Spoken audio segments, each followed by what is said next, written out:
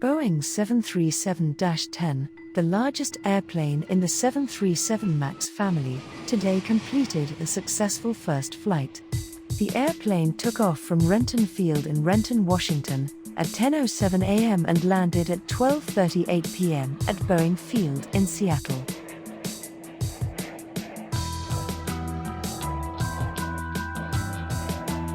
Today's flight was the start of a comprehensive test program for the 737-10. Boeing will work closely with regulators to certify the airplane prior to its scheduled entry into service in 2023.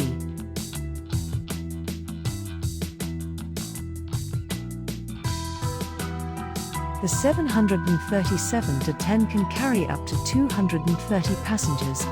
It also incorporates environmental improvements, cutting carbon emissions by 14% and reducing noise by 50% compared to today's next-generation 737s.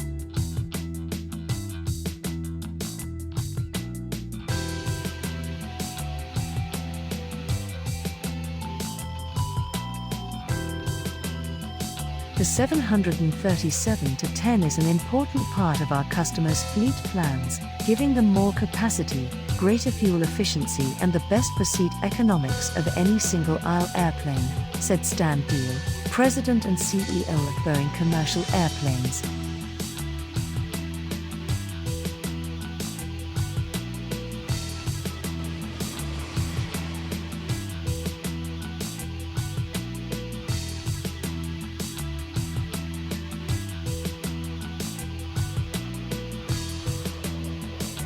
If you like this video, please like and subscribe to our channel.